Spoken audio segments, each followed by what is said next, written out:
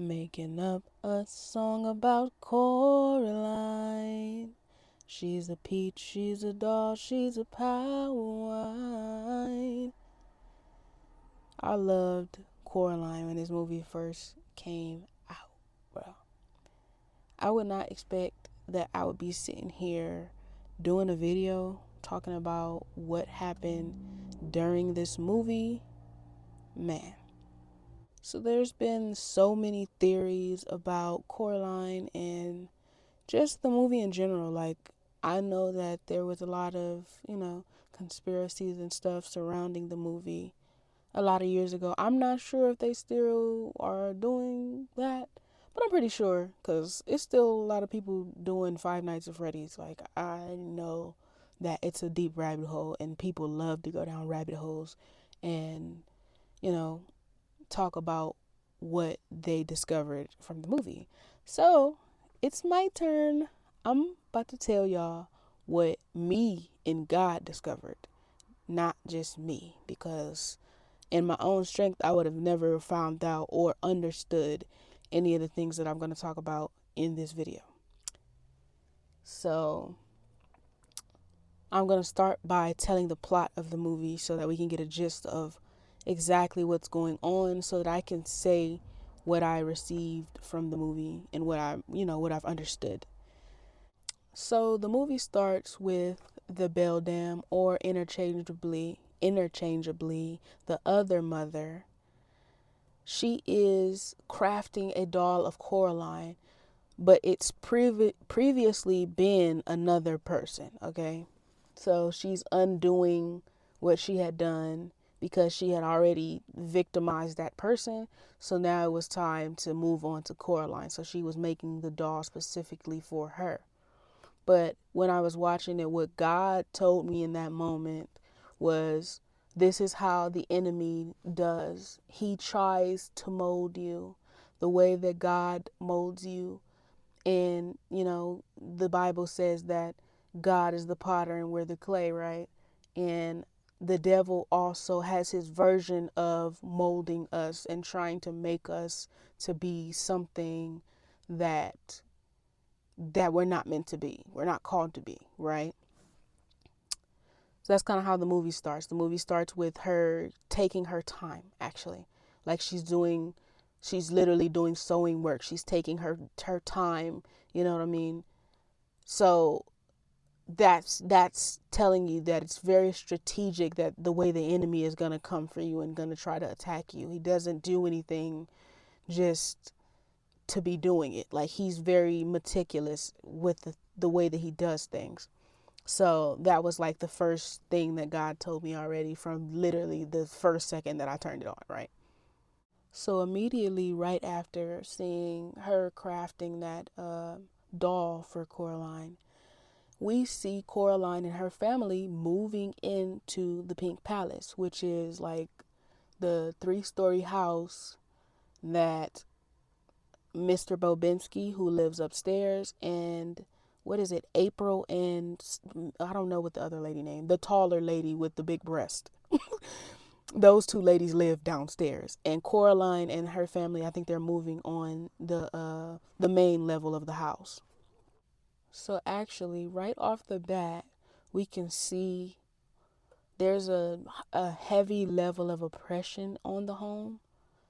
Like, you can see that, like, the home is run down. Like, just everything looks so gloomy there. You know what I mean? It's not bright. It's not like inviting. Nothing about it is inviting at all. And it screams oppressed, right? You can tell like the area holds an atmosphere of depression and things like that. So you can see that as soon as they pull up, to the house. You see them come. You can see the April coming from downstairs on her little wheelchair or whatever, trying to be nosy to see, or I guess maybe even just trying to meet them. It's possible. Mr. Bobinski's already on top of the building doing acrobatics and stuff, like, but at the same time, like, it's not like a sense of community for real. Like, you can tell like they're not really, like, they kind of stay to themselves. So that's kind of how, what happens when they first move in and everything. Immediately from there, Coraline is going outside to play. Coraline is imaginative, you know. She's very playful. She's very like, I want to go outside. I want to go have fun. I want to enjoy myself. I want to just, you know, like she has an imagination, you know, and I think honestly she just was gifted by God. And that was the biggest thing, right? Like everything was trying to pull her down this whole movie because she was so gifted by God. So she goes outside to play, you know, and she immediately grabs a branch off of, you know, a bush that's just outside because there's a big garden out there too. She that's not growing. Let me make sure I talk about that. It's not growing. It looks bad, but so she goes outside, you know, and she grabs her a branch off of one of the trees, and we already see like her innocence being shown also kind of as also ignorance, like she doesn't know things. Um, she didn't even know that she was picking up poison oak, which okay, I probably wouldn't have knew that either, but you know, just already symbolic of like she's gonna be stepping into something that she's not gonna know, like because she's already ignorant of things like that. That's very basic, but it's already foreshadowing what's to come, you know. So she ends up wandering off in the woodsy area playing by herself. Girl, that was me when I was little. I was definitely playing by myself, playing with anything and everything. Like, yes, that was me. So, yes, girl, do that. Play by yourself. But, anyways, she's playing by herself. And I already forgot to mention this, but the moment that she started playing and running around, she grabbed the branch off the tree. A black cat is starting to follow her. And when the black cat comes, God is already like monitoring spirit immediately. And he started giving me revelation on monitoring spirits and kind of how that can work, right? As far as the cat is concerned, he was not either good or bad in this movie. He wasn't, I'm not going to say he was good because he wasn't necessarily good. But I'll say this, a monitoring spirit is just a spirit that likes to watch you, okay? That's literally it. They're nosy. They just want to watch. There's nothing else to it. Now, the problem becomes when a monitoring spirit is being used by maybe another spirit that is stronger than it to monitor you, right? So they're coming around to monitor you, but now somebody else is looking through their lens to watch you, i.e., in real life, witches and warlocks may be using monitoring spirits to look at you or, you know, things like that.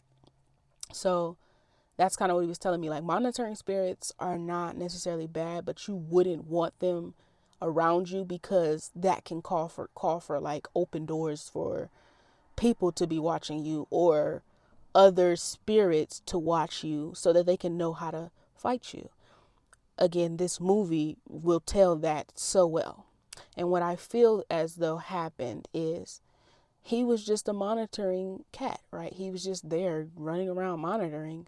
But the problem was the beldam or the other mother was using him to watch Coraline. The only problem was she could not control him. So he could at any moment not want to watch Coraline anymore and go be with YB, and now she has lost access to seeing what Coraline is doing. So I think that is where he's kind of like has his own thing going on. Like he does whatever he wants to do, but at the same time he can still be used. She can still look through him. But I think she made the doll because of that specifically. She couldn't control him, but she can control that Coraline's gonna, take that doll with her everywhere. Now she can always have a way to monitor Coraline. So, anyways, going back to just where we're at in the story, she ends up running around, she's having fun playing with the little branch. She said it's a dowsing rod.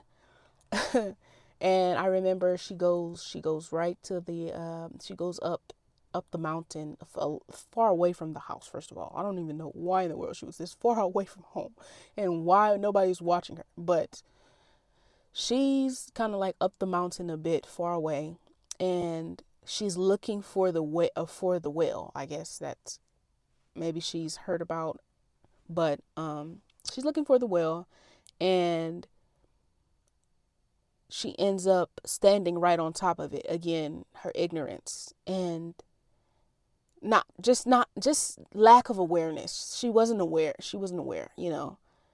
Um so she's standing right on top of it, and then that's where she meets YB. YB is a cowardly boy that she met. And honestly, I think he's cowardly because of his family. Like, they literally told him, like, yo, like, don't be over here, you know, don't be at the Pink Palace. I don't want you over there for a reason, right? So, you know, I can get it. I get it. Like, her, you know, his grandparents, I mean, his grandmother, I can see her, like, literally not wanting him to be over there for the reason she doesn't, which we'll get to soon enough. So, he ends up taking her little stick or whatever, and whatever, you know, they go back and forth. They're kids, they start bickering, and you know, he's telling her her name. They all seemed to call her Caroline instead of Coraline, but whatever. He was talking mess about her name, saying that she was basic, basically, and she ended up telling him, why were you born? Like, that was harsh. Talk about some why were you born? Nah, but so he ends up having to leave. Like, he always have to leave. Like, his grandma always telling him, like, come on. And maybe it's because she know where he at, and she just does not want him over there. But he ended up opening the well for her, you know, and telling her, like, oh, you standing right on top of it, and it had mushrooms around it. If I'm not mistaken, I think that that's like spiritual implications for something, when there's like mushrooms like placed like that around something. I'm not sure. I did not do research into that, and I'm not going to. If you want to look that up, go for it, but I'm not.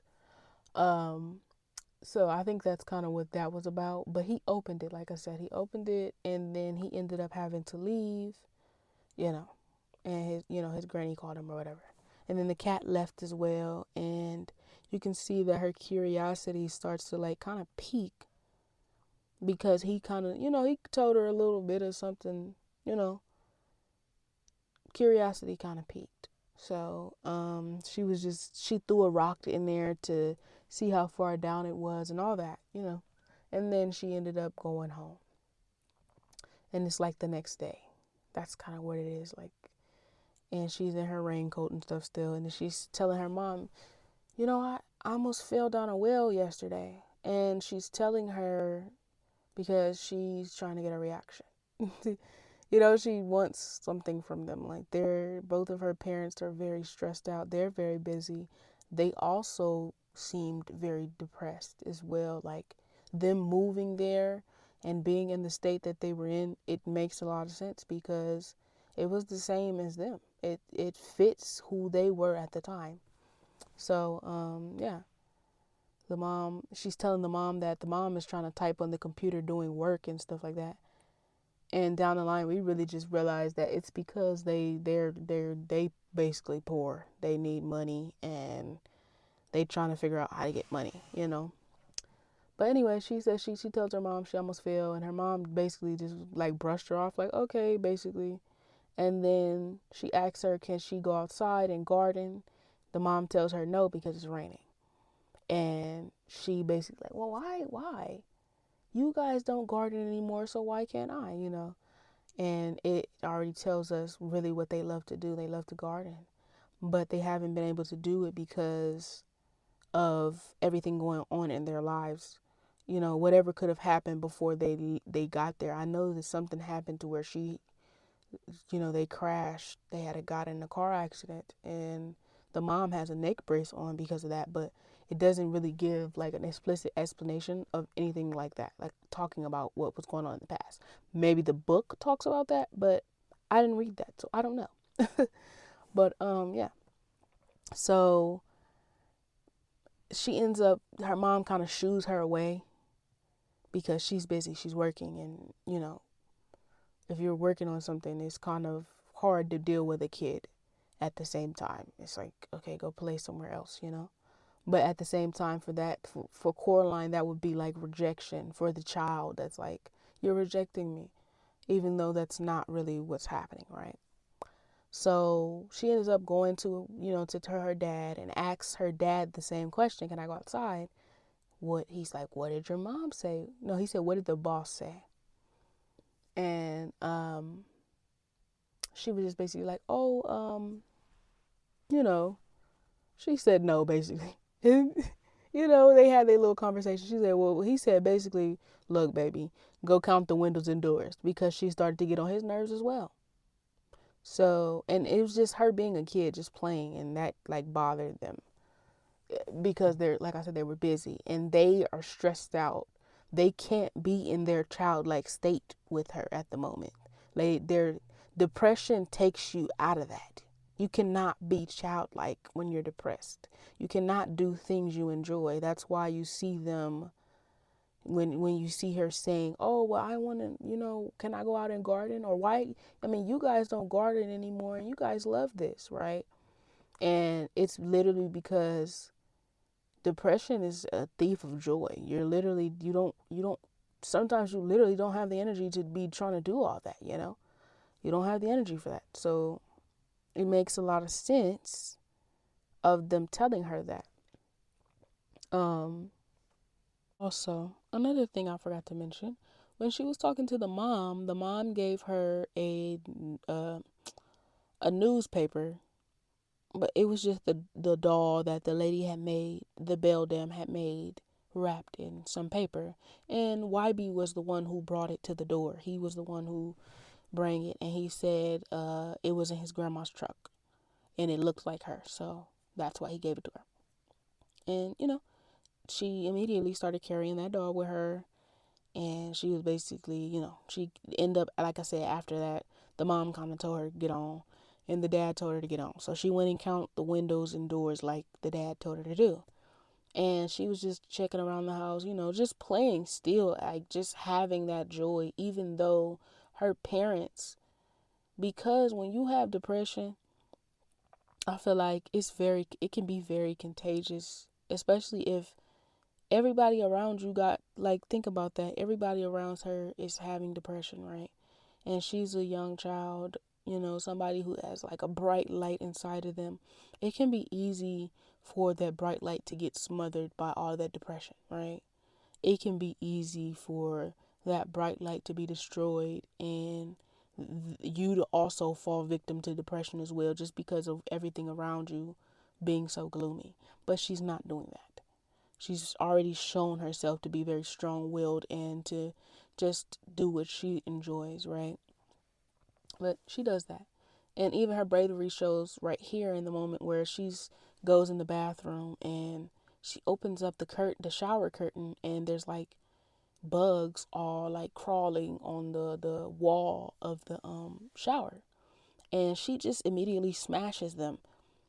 In my mind, I would think like a kid would be like, "Oh my gosh, I'm scared." Like, I would see a kid screaming and be like, "Parent, like, oh my gosh, mom, dad, like, there's bugs." Like, I could see that happening. But she just started smashing them and then tried to wash her hands or whatever, like that.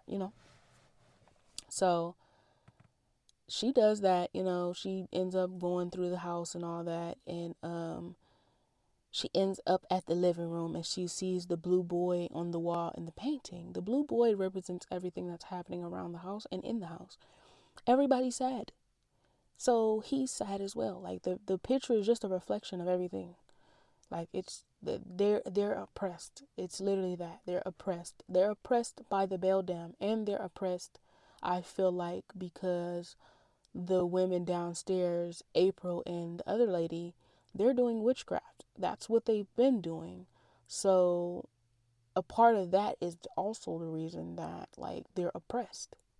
That's why it's like that. After she see the blue boy on the wall, um, she ends up, she counted all the windows and doors, so it was like it was over. She was done running around there doing that. So was looking for her she was looking for her little doll because she's been taking that thing around with her since she got it. And so it wasn't on the table where she had placed it, and she seen it behind a box next to the door that, the portal door or whatever.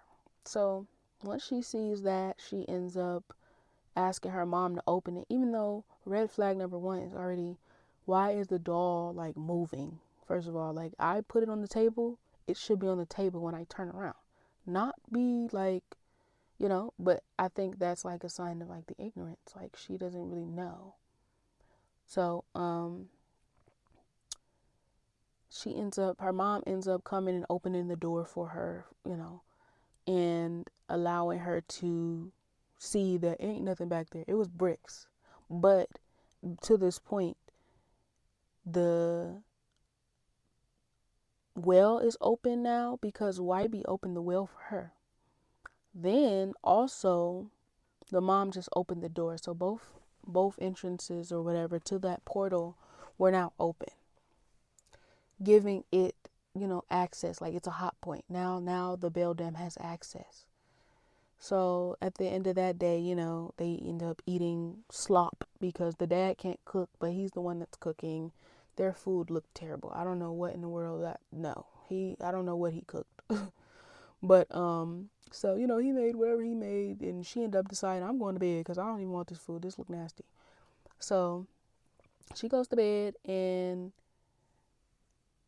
wakes up to a mouse in her room, right? The mouse is in her room, and it's under her bed, so she see it and she end up following it. She chased it. Now a mouse or mice, they kind of symbolize spiritually, or it could be different meanings, I guess. But when me and God was talking about in this moment, it symbolized somebody close to you that is not trustworthy, right? And hence the other mother, like she was not trustworthy. She was not somebody that you can confide in. And that's why she was, you know what I mean? I think that makes sense to have the mice being sent, right? So Coraline goes through the door, and the first thing she sees is the little blue boy on the wall. But this time he's happy, he's smiling, all those things. And that was already like the first sign of like the other mother is just using everything that she can see. So she changed everything based off of what she saw during, during the day with Coraline, which is the mother and the father being different. Then you have, like I said, the painting and the atmosphere. There was good food being cooked. I think them having supper was already a representation of her feeding her desires. I mean, them feeding her desires, and she was getting full, But to start, I don't think she got back up. I think this was a dream. Her following the mice to the door, that was a dream. That was never like when she got up out of that bed and followed that mouse, she was still dreaming. Because there's no explanation for there to still be bricks on that, and then turn around and at night somehow there's not like bricks. So that's what I believe is taking place, right? She goes in the spirit realm, and yeah, she goes, to the Beldam. She goes to her. And so after she sees the blue boy on the wall and everything, she ends up going, the other mother, she's like, this is not, you not my mama. Like, my mama don't have no buttons up in her eyes. This is not my mama. She knew that. She was very aware of that much, right? Like, no, you're not my mom. But she was like, oh, you know what? I'm your other mother, still trying to play like the facade of like being a good person. So she's like, oh, go get your other father for supper. She said, other father? Like, what you mean? Like, yeah, whatever, So she goes to get the other dad or whatever. And he's like, oh, do you want to hear a song? And he's like, my dad don't know how to play music. And he was like, yeah. And well, there's no worries for that because the music plays me. And then that's when thinking about the song about Coraline. She's a peach, she's a doll, she's a power wine. Now that's just me. But for real, that that song always gets stuck in my head when I get to watching this movie. But anyways, so he end up singing her that little song and the piano plays him. But again, that's like in plain sight already kind of telling her like he's being controlled. He don't have no like self control. Like she's controlling him. Like it's nothing, and that's kind of happening in real life too. Like her dad is really being controlled by the mom. He don't have nothing going on. I don't think he really wants to be in the position that the mom is trying to put him in, like trying to go out there and get the job and stuff like that. To me, it seems like the mom was the one that was like the enforcer. She was the leader of the household and he was kind of docile. He wasn't really doing his part as the leader of the house. And that could possibly be why this is even taking place in the first place, because the dynamic was wrong. It was not built on that right foundation of how it was supposed to be. That's neither here nor there. That's for another day. So Coraline ends up getting him, she's like, okay, well he seems kind of cool. She kind of feels him out after hearing him sing and everything. That little playful nature is what she was looking for, and it kind of made her like, yeah, okay, they're kind of cool, but she's still skeptical. So they go and eat, they have supper, they give her whatever food she wants. Doesn't matter, whatever food she wants, right? And so she gets her whatever meal, she gets to pick. So she gets whatever food she wants, and she just gets to enjoy the meal, right? She gets to, it doesn't, you know what I mean? Her desires are being fed. That's basically what happens, right? So her desires are fed, and they take her to her room, and she goes to lay down, and she goes to bed. So her room is different as well. Her room looks, it's better. It looks nicer, it's painted. It has, her toys are moving around and they're talking, and they're greeting her, and they're like, hey, and all those different things, like beautiful things. And then after all those beautiful things were seen, she ended up laying down, they tuck her in and everything, and the mother sits on the seat and the dad is like kneeling on the floor, and the frame switches to now she's in her real room, and she's waking up for real this time, right? And her room looks messed, it's undone, the ceiling got cracks in it and all that kind of stuff, right? So it's kind of, she's already becoming very, very, very unsatisfied with this world now, because she's like, it looks like this, like, she's already feeling like that. So she gets out of there, and she's already ready to go on and go do her own thing, go play and stuff like that. So the next day, her mom ends up telling her, because now it's not raining and stuff, she's like, okay, go downstairs and meet the neighbors. So she goes, she gets out, goes outside to go meet the neighbors. She goes outside, and it's a bunch of packages on their step or whatever like that, just piled up right there. And she knocked them over, so she picked them up. And it's a Mr. Bobinsky. She takes it upstairs when she sees that that's where he lives at. She took it up there, and he ends up doing all them acrobatics and stuff, and he's not even in the room, in his house. He's outside just doing too much as always. So he ended up telling her, oh, the circus is not ready, because she had ended up opening his door, And so he closed it back and, he was talking to her or whatever. He got his cheese from her, which that's what it was. It was cheese for his mice. He had a different set of mice with him, right? So uh she goes and she does that. She gives him his cheese or whatever. And then she leaves back downstairs to go and greet those women that live down there and meet them because that's who she was originally going to meet. So when she gets downstairs, Mr. Bobinski jumps over the railing, which I don't even know what kind of like person, superhuman strength. I don't know what the hell going on with this man. But Mr. Bobinski jumped over the rail and got down there to where she was at. And he's like, wait. So he ended up telling her, like, my mice told me to tell you to be careful and don't be going through that little door. Which to me, um, what God was telling me, like he's an unorthodox messenger, if you will. The way that my mom described it was she heard an unorthodox prophet, right? Um, you wouldn't expect just looking at Mr. Bobinski, like he's dirty. He looks like, he looks a hot mess. So you not expecting to get no knowledge or wisdom from him. Like everything coming out of his mouth would seem like, what are you talking about, bro? Like, so, anyways, he tells her, like, don't go through that door. The mice told me to tell you that. I think Mr. Bobinski is very in tune with his child like stuff. And that's why he's around there playing and whatnot.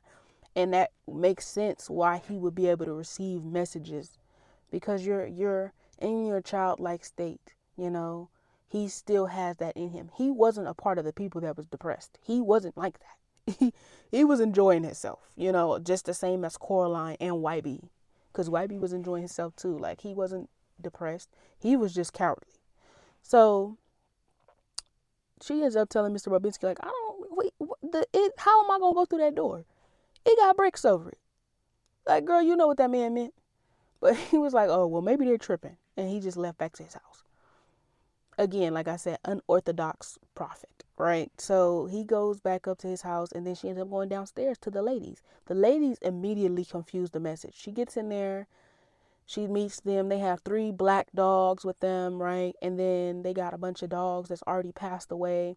And the reason I say, when I said, oh, they be doing witchcraft, they lost, to me, what happened to them, they lost everything because they were doing witchcraft. Like, they were stars in the circus or wherever they were at, the acrobatic stuff.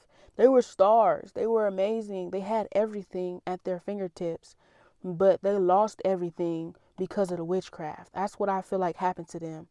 And that's the reason they got all them them dogs that are passed away just sitting on the shelf stuffed is because they can't let anything else go. Like they lost so much that they can't let the dogs go. Like that's what I feel like they're at this moment. So anyways, they immediately they bring her some tea and the lady's like, oh, do you want me to read your tea leaves? April, that's the shorter one. I can remember her name. I don't remember the other name. I think her name was Miriam or something like that.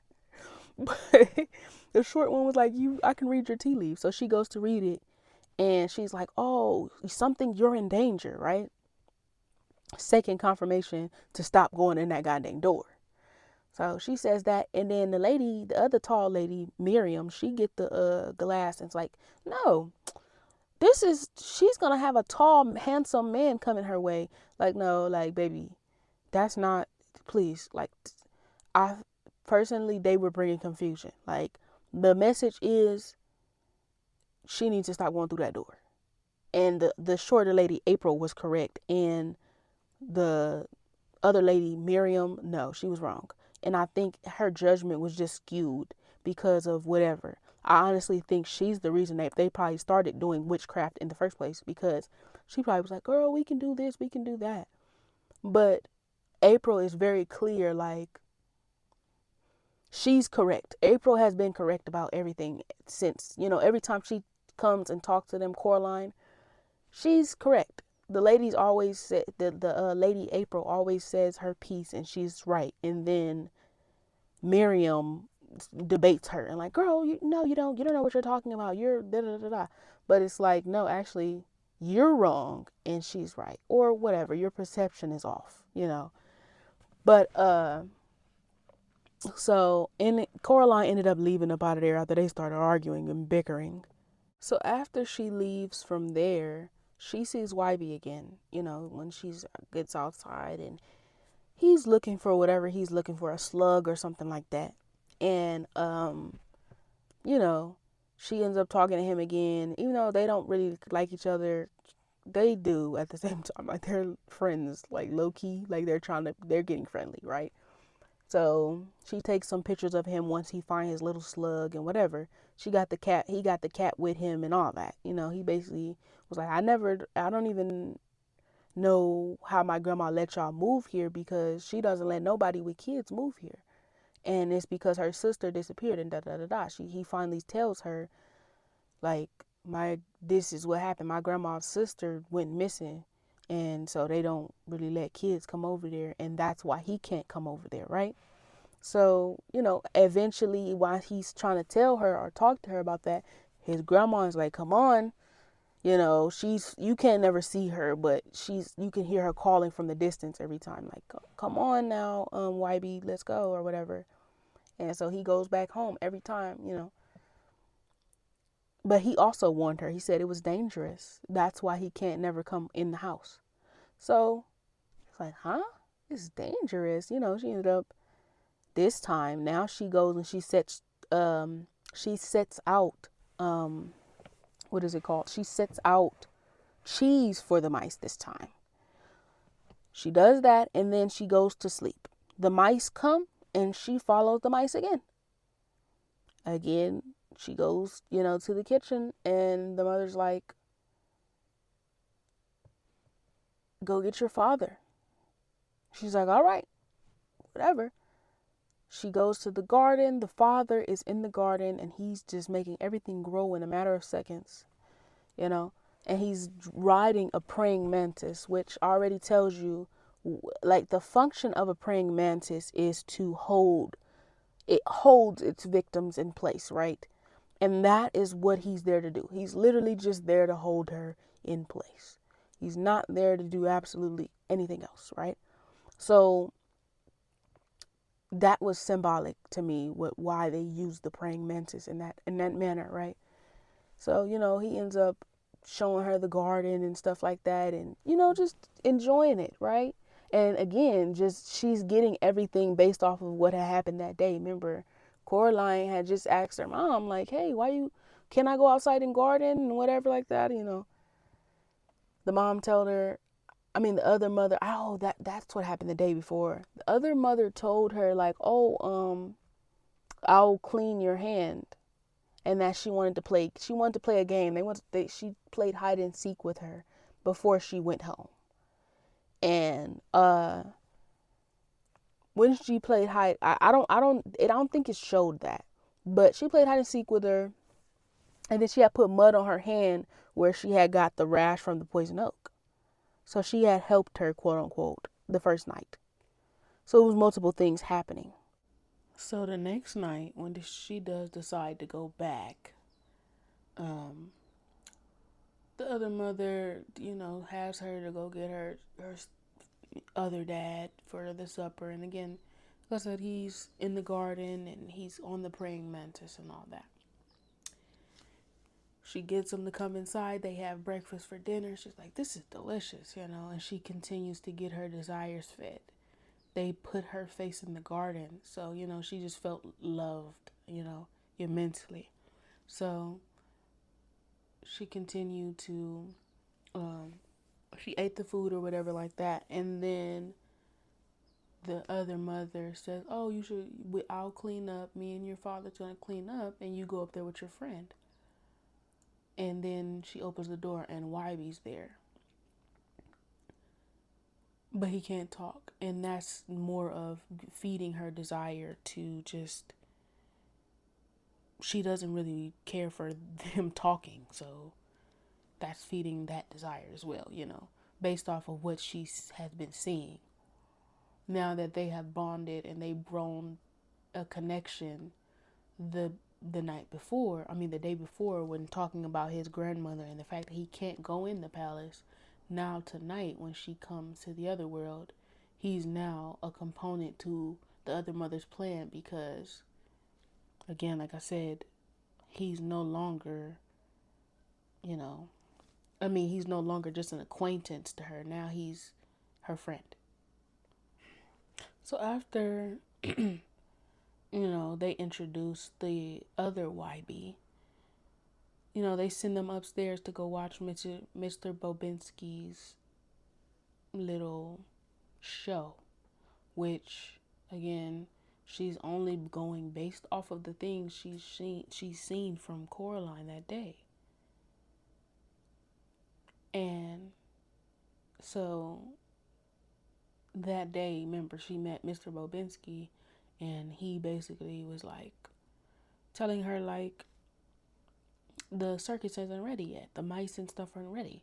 So in this realm, the lady made sure that everything was ready and, put on the show with the mice and everything like that.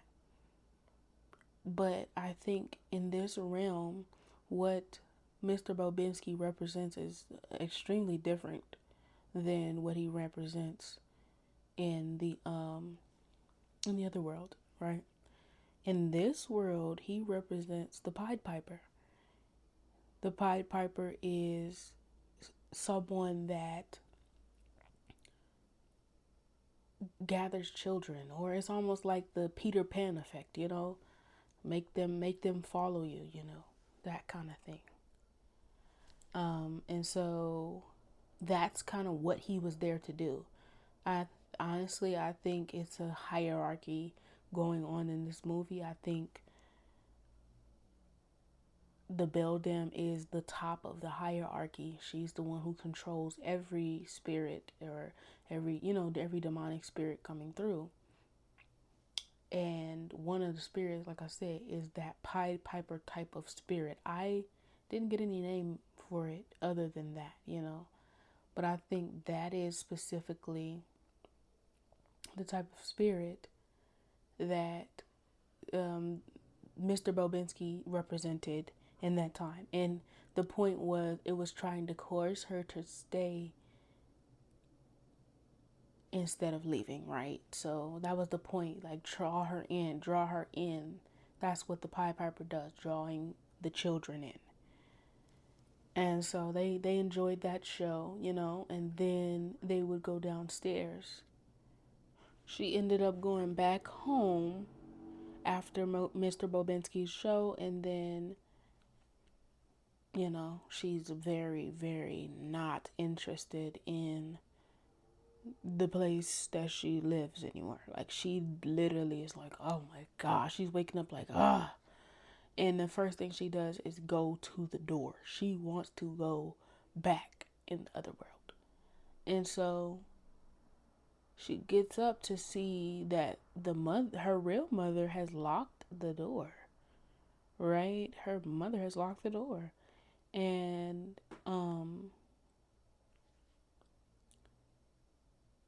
now she can't get in there. So, her and her mother end up having to go get her some uniforms and things like that, just so that she can be prepared for school. And they're also dropping the father off. And this part is really what made me realize, like, the father is very docile, and he doesn't have a lot of confidence. Like, he's not very, like, but when they dropped him off to go do his interview or whatever like that, he's like, I don't know if they're gonna like this. And she's like, well, I don't know if they'll like your part. The mom says this. I don't know if they'll like your part, but they'll like mine, so you're gonna be fine. So the mother ends up not getting her the gloves she wanted while they were shopping for uniforms. She ended up seeing some gloves. She didn't get them for her. Again, that rejection still coming through in the regular world. Like, she feels rejected, even though the mom is making it very clear, like, we just don't have the money for that. And the more she goes in the room, the more transparent and real you can see her mother actually being, because This time she's like, well, why did you close the door? She was like, because I saw rat boo boo and I thought it would be safer for you, which it makes sense. Like, she cares. It a lot of the beginning of the movie looks like she really doesn't care, but it's not that. It's literally that they're going through things once again, right? She even tries to, after not being able to get her the gloves, they go back home. The mom kind of tells her, like, she had told her the reason why she closed the door. And then she also, like, well, I have to go to the store to get some food or whatever. Do you want to come to the store with me? And she just doesn't want to go. She's very, like I said, she's becoming a lot more stubborn and annoyed by the surroundings, because now she lacks. Now she's starting to um, lack the ability to be content in her situation, especially because she's been feeding her desires. That's what God says. This is why God says, be content in all, in all things, and don't like overly indulge in anything, because it'll make you less content with where you are in life, just in general, right? So she ends up, they come back home, and immediately, after her mom leaves, immediately she goes in there and finds that key and opens the door back up again. This could be a spiritual metaphor for some other things. I honestly think maybe she was dabbling in something she just didn't have any business dabbling. I think all of that stuff was spiritual, and she may have been doing something as a little kid. Like, she was, you know, tapping into like dark arts or something like that, because I feel like it's symbolic that she went and opened up the door, right? This time she went and opened the door, right? So I think it's very symbolic of that, right? But anyways, she gets the door open, she goes back in. I think she went back to sleep and she goes back in. So now here's where you start to see the fade, right? Like through each time she comes back, you see the other mother less and less. The first night, all you see is the father and the other mother. The next night, you see YB with her, and she leaves and they go see Mr. Bobinsky's show. So she's not there the whole time with the other mother, right? And then this night, when she comes back, or day, whatever, when she comes back, now she is coming into just clothes being left for her, because again, like I said, she didn't get to get the gloves from her mom, and so the other mother decides, I'm gonna buy her clothes. I'm gonna make her some clothes, so she just feels like she still got what she desired, right? So she ends up seeing the cat, the monitoring spirit. Again, he basically started explaining to her, like, because he can talk, he basically explained to her, like, I can do whatever I want, which is what I said in the beginning. Like, he can go wherever he wants to go. The other mother cannot control him, and she don't like that. So, he ends up basically telling her that this place is not what she think. Like, it's not as good as she think. That basically that lady is not good, and she doesn't, she's hearing, but she ain't receiving quite yet, you know. So this night she goes to see Miriam and April perform. And they perform in the beginning, they're who they are in the real world, right? Those elderly women from the real world. So they perform, but the thing about them, again, like I said, each one of these things are like different spirits. So they were representing sirens. Again, what do sirens do? Sirens are mermaids. They call to you, they sing to you, and draw you in. So literally the beldam is using a bunch of demonic spirits to draw Coraline in and make her stay. So, she watches the show, and, she enjoys herself once again, in there with Miriam and the other lady, April.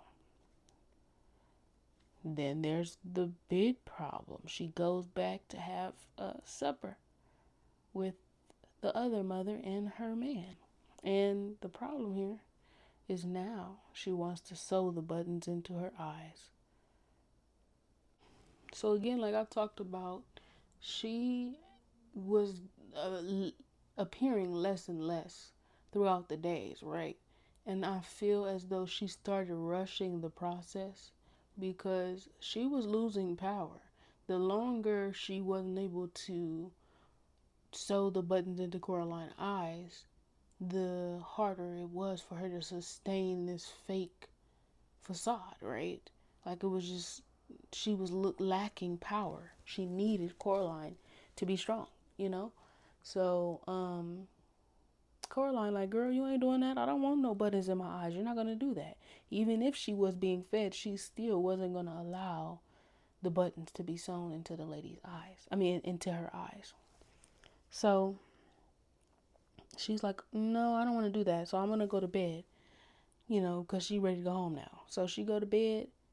She gets up and she's still there because, first of all, you were there too long. She was there too long. So now she has to find a different way out. She can't just go to sleep and be leaving. That's not going to work this time. So since I've been going for like an hour, I'm going to cut this into two parts. So the second part is going to talk about just overall what I, understand from the film, and finishing the last part of the movie, the explanation. So subscribe if you want to see that, if you made it this far. Thank you for watching. You've always been a part of me. The function wasn't proper, so I didn't know.